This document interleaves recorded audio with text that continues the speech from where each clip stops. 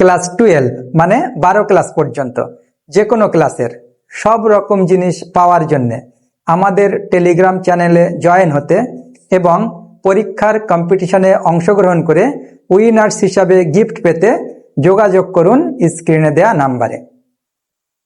আমরা প্রশ্নটা শুনব, বোঝার চেষ্টা করব, তারপরে সমাধানটা শেখার চেষ্টা করব।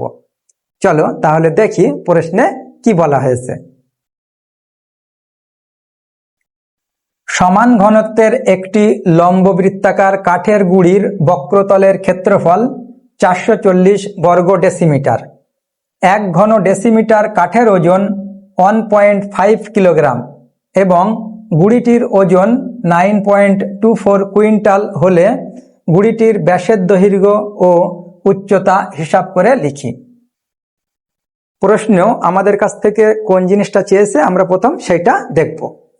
দেখো বলছে গুঁড়িটির ব্যাসের দৈর্ঘ্য, তাহলে গুঁড়িটির ব্যাস অর্থাৎ এখান থেকে এই পর্যন্ত এই দৈর্ঘ্যটা আমাদের বার করতে হবে। এরপর ও উচ্চতা মানে উচ্চতাটা বার করতে হবে, এখান থেকে এটা আমাদের তাহলে এই দুটো বার করতে হবে। এবার আমরা দেখব প্রশ্ন আমাদের কি কি জিনিস দিয়ে দিয়েছে।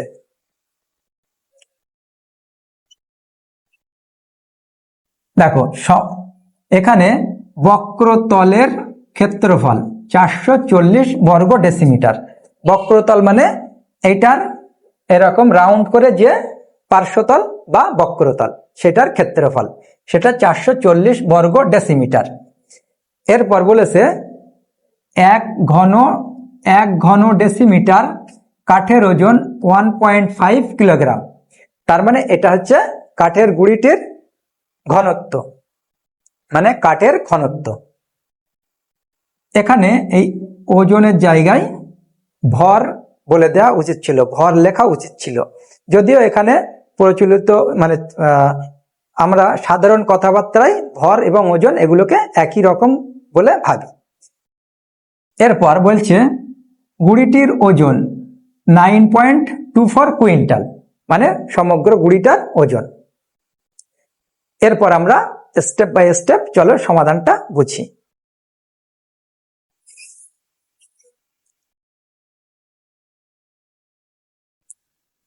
দেখো ধরি গুঁড়িটির ব্যাসার্ধের দৈর্ঘ্য আর ডেসিমিটার এবং উচ্চতা 8 ডেসিমিটার।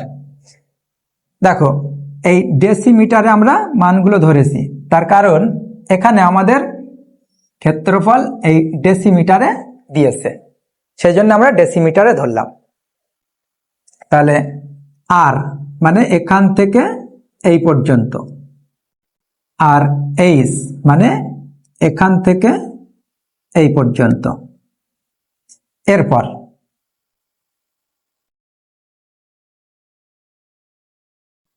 গুঁড়িটির বক্রতলের ক্ষেত্রফল 440 বর্গ ডেসিমিটার, যেটা আমাদের প্রশ্নে দিয়ে দিয়েছে।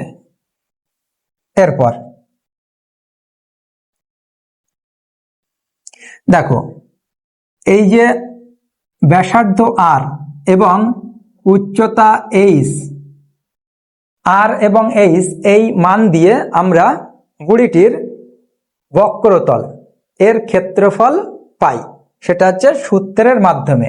সূত্রটা হয় 2πr/h। তাহলে এইটা হচ্ছে সূত্রের মাধ্যমে আমাদের বক্রতলের ক্ষেত্রফলের মান, আর এটাকেই সংখ্যায় আমাদের প্রশ্নে দিয়ে দিয়েছে 440, তাহলে এই দুটো সমান হবে। এবার এইটাকে আমরা 1 নাম্বার নামকরণ করলাম। এরপর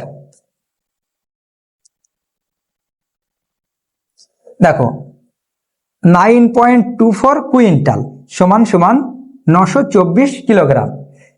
1 কুইন্টাল সমান 100 কিলোগ্রাম। তাহলে দেখো এইটার সঙ্গে যদি আমরা 100 গুণ করি, তাহলে এই দশমিকটা ডান সাইডে 2 ঘর সরে যাবে, তাহলে 924 কিলোগ্রাম হবে। এরপর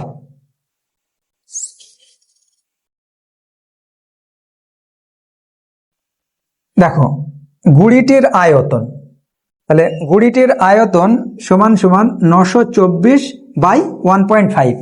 এটা কিভাবে হলো একটু বুঝে নেই। কোনো পদার্থের ভর যদি m হয়, আয়তন যদি v হয় এবং ঘনত্ব যদি রো হয়, তাহলে এদের মধ্যে একটা রিলেশন আছে, একটা সম্পর্ক আছে। সেটা হচ্ছে m = v × রো, অর্থাৎ ভর সমান আয়তন ইন্টু ঘনত্ব। এবার এখান থেকে আয়তন v সমান সমান m/এই রো। তাহলে আয়তন সমান সমান এই 924, দেখো এই 924 এটা হচ্ছে গুড়িটির মোট ওজন মানে ভর, তাকে এই গুড়ির ঘনত্ব 1.5, দেখো এটা দিয়ে আমরা ভাগ করছি। এবার এইটা কাটাকুটি করলে হবে 616। এরপর দেখো এই অতএব πr²h,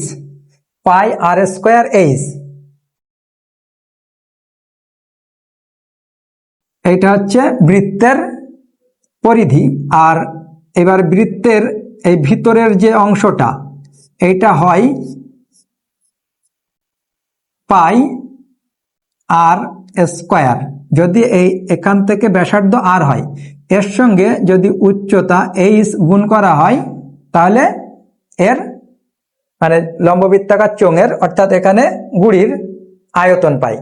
তাহলে πr²h এই আয়তনটা আমরা সূত্রের মাধ্যমে পেলাম, r এবং h এর মাধ্যমে। এবার এইটার মান আমরা সংখ্যায় পেয়েছি 616, যেটা এখানে পেয়েছিলাম আয়তন 616। তাহলে এইটাকে আমরা 2 নম্বর সমীকরণ নামকরণ করলাম। এরপর দেখো 2কে 1 দিয়ে ভাগ করে পাই, মানে এই 2কে 1 দিয়ে ভাগ করা মানে এইটাকে এইটা দিয়ে ভাগ করছি। তোমরা 1কে 2 দিয়ে ভাগ করলেও করতে পারো, তো যখন যেটা সুবিধা হবে আমরা তখন সেটা সেভাবেই করব। তাহলে 2কে 1 দিয়ে ভাগ করলে আমরা দেখো এটা পাবো। তার মানে এই 2 এইটা বাই এইটা সমান সমান এইটা বাই এইটা, আমরা সেটাই পেলাম। এরপর দেখো এইটার থেকে আমরা এটা পেলাম। কিভাবে পেলাম চলো দেখি। নিচের h উপরের h কাটলো, উপরের পাই নিচের পাই কাটলো। এবার উপরে r², নিচেই একটা r, তাহলে উপরে একটা r থাকবে। এবার নিচেই 2 আছে আর উপরে r আছে, তাহলে r/2 সমান সমান এই সাইডেরটা এইভাবে রাখলাম। এরপর দেখো এই r রাখলাম সমান সমান এই সাইডে যেটা ছিল সেটা রাখলাম, তার সঙ্গে গুণ করলাম এই নিচের 2। দেখো যেহেতু এইটা সমানের এই সাইডে নিচে আছে, তাহলে সমানের বিপরীত সাইডে অর্থাৎ ডান সাইডে গিয়ে গুণে পরিণত হলো। এরপর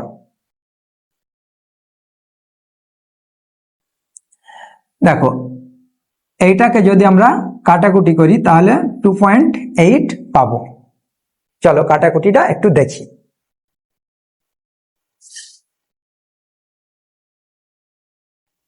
দেখো এই 2 দিয়ে যদি আমরা এটাকে কাটি, তাহলে 2 × 2 = 4, 2 × 2 = 4 0। এরপর এইটা এবং এইটা 2 দিয়ে যদি কাটি, 2 × 1 = 2, 2 × 1 = 2 0, 3 × 2 = 6, তারপরে 1 নামছে 1-এর ভিতরে 2 0 বাদ যায়, বিয়োগ হয়ে 1 নামছে, তারপর 6 নামছে, 16 হচ্ছে, 8 × 2 = 16। এরপর 2 দিয়ে যদি কাটি, 5 × 2 = 10, 1 নামছে, 10 হচ্ছে, 5 × 2 = 10। এরপর এখানে 2 × 1 = 2 আর 1 নামছে, 10 হচ্ছে, 5 × 2 = 10 আর 4 × 2 = 8। এবার এই সংখ্যাকে যদি এই সংখ্যা দিয়ে ভাগ করি, 55 দিয়ে যদি 154কে ভাগ করি, তাহলে দুবার যাচ্ছে, 5 দুগুণ 10 শূন্য হাতে থেকে 1, 5 দুগুণ 10 আর 1 11, 4 নামছে, এখানে 4 নামছে। এইবার দশমিক দিয়ে একটা শূন্য, এটা 8 দিয়ে যাচ্ছে, 5 8 40 শূন্য হাত থেকে 4, 5 8 40 আর 4 44, তাহলে 2.8 এই সংখ্যাটা আমরা পেলাম। এরপর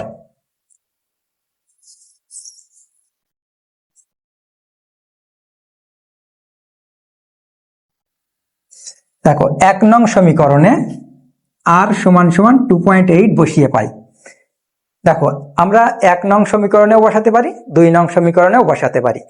যেহেতু 2 নং সমীকরণে এই r স্কয়ার ছিল, তাই এখানে না বসিয়ে আমরা 1 নং সমীকরণ, অর্থাৎ এখানে যেহেতু শুধু r আছে তাই এখানে আমরা বসালাম, যাতে গুণ ভাগ করতে সুবিধা হয়। তাহলে এই সমীকরণটাই আমরা r সমান 2.8 বসিয়ে পাই। দেখো এই 2 থাকছে, পায়ের মান 22/7 ইন্টু r এর জায়গায় 2.8, এবার h থাকছে সমান সমান 440। এরপর দেখো এখান থেকে এবার h থাকলো সমান সমান, এই সাইডের সংখ্যাটা থাকলো গুণ দিয়ে। দেখো এই 2 এর নিচেই 1 ছিল, তাহলে এটা ডান সাইডে সমানের ডান সাইডে গিয়ে 2টা নিচে আসবে, 1টা উপরে যাবে, তাহলে 1/2 ইন্টু, একইভাবে এই 22 নিচে আসবে, 7 উপরে যাবে, তাহলে 7/22। এরপর 2.8 এর নিচে 1 ছিল, তাহলে 2.8 এটা নিচে আসলো, আর 1 উপরে গেল, এখানে 1 লেখার প্রয়োজন নেই। এরপর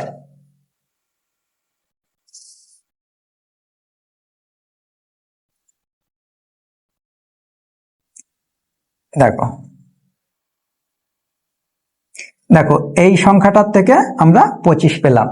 তাহলে এই 25 কিভাবে পেলাম একটু দেখি। দেখো এইটার এই দশমিকটা আমরা যদি উঠিয়ে দিই, তাহলে উপরে 10 দিয়ে গুণ করতে হয়। দেখো এই দশমিকটা আমরা উঠিয়ে দিচ্ছি, অর্থাৎ ডান সাইডে 1 ঘর সরাচ্ছি, তাহলে উপরে আমাদের এইভাবে 10 দিয়ে গুণ হবে, তাহলে এটা এখন 28। এবার এই 7 আর এই 28 যদি কাটি, 7 দিয়ে 4 7 28, এরপর এই 2 দিয়ে 10, এটা হবে 5। এরপর এই দেখো এই 22 আর এইটা একেবারে আমরা 22 দিয়েও কাটতে পারবো। দেখো 22 দিয়ে যদি কাটি, 22 একে 22 আর 22 দুগুণ 44 আর 0 থাকছে। এরপর এই 4 আর 20 যদি 4 দিয়ে কাটি, 4 5 20, তাহলে নিচে আর কিছু নেই, উপরে এই 5 আর এই 5, এই দুটো গুণ করে 25, তাহলে h সমান সমান 25। এরপর অতএব গুড়িটির ব্যাসের দৈর্ঘ্য, তাহলে আমাদের চেয়েছে ব্যাসের দৈর্ঘ্য হয় 2 দিয়ে যদি ব্যাসার্ধকে গুণ করি, তাহলে আমরা ব্যাস পাই। তাহলে 2 দিয়ে 2.8 কে যদি গুণ করি পাবো 5.6, তাহলে ব্যাসের দৈর্ঘ্য 5.6 ডেসিমিটার এবং উচ্চতা 25 ডেসিমিটার, যেটা আমরা এখানে পেয়েছি। এটাই হচ্ছে নির্ণীয় অ্যান্সার।